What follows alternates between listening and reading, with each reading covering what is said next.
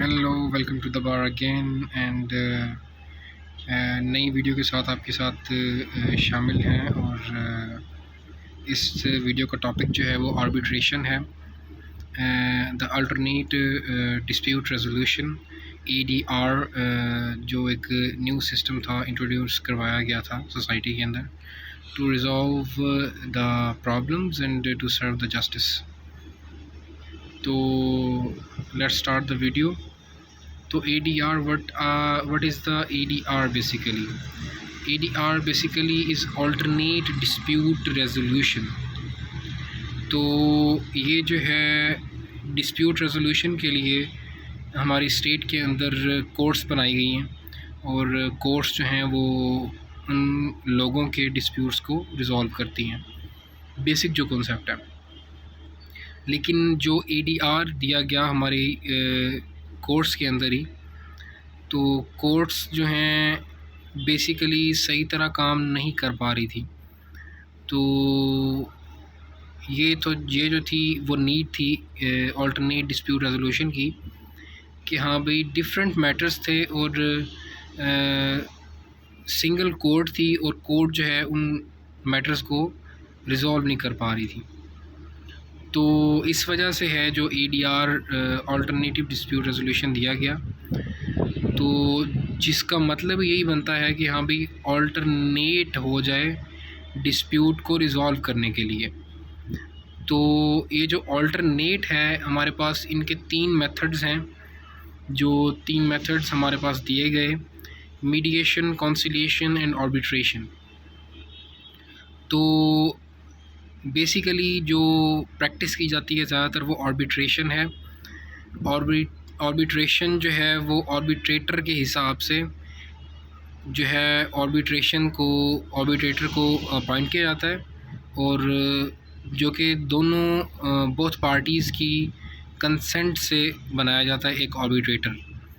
और उस आर्बिट्रेटर को जो है वो सारी की सारी रिस्पॉन्सिबिलिटीज़ दी जाती हैं कि हाँ भी अब जो डिस्प्यूट है उनको रिज़ॉल्व जो है वो इस तरह आपने करना है, और दोनों पार्टियों के डिस्प्यूट को सुनना है और सुन के समझ के उनको उस डिस्प्यूट को रिज़ॉल्व करना है।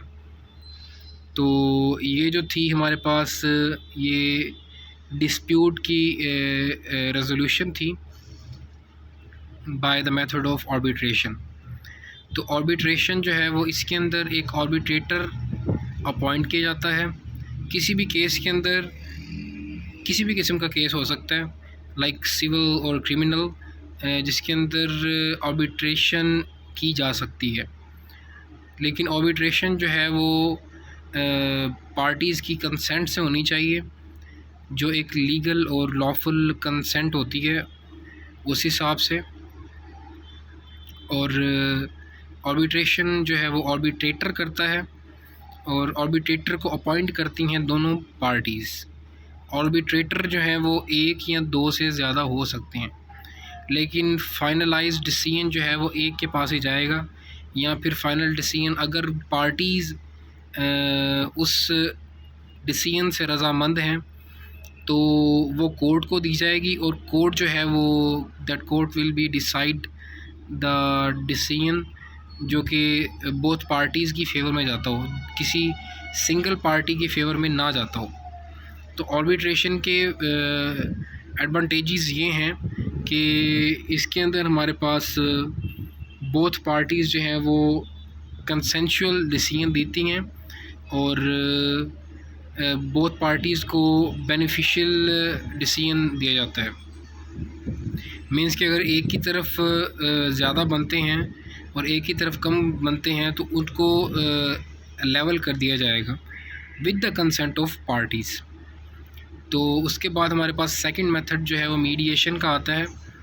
तो मीडिएशन के अंदर एक मीडिएटर अपॉइंट किया जाता है जो कि पार्टीज़ की कंसेंट से, ये जितने भी हमारे पास जो मेथड्स हैं, मीडिएशन, कॉन्सिलिएशन और आर्बिट्रेशन, तो ये जो हैं ये पार्टीज़ की कंसेंट होगी तो ये मेथड्स जो हैं वो परफॉर्म किए जाएंगे। विदाउट द पार्टीज़ कंसेंट ये मेथड जो हैं वो परफॉर्म नहीं किए जा सकते।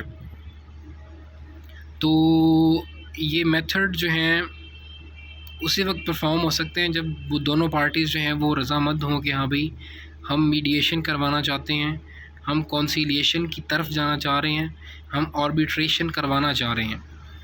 तो मीडिएशन जो है वो मीडिएट होकर उसको डिसाइड करके केस को डिस्प्यूट को सुन के दोनों पार्टीज़ को हेयर करके उसको मीडिएट किया जाता है कि हाँ भाई अगर तुम्हारी तरफ बनते हैं तो तुम इसको इतने दोगे, अगर तुम्हारी तरफ नहीं बनते तो हाँ भाई ये आपको इतने देगा।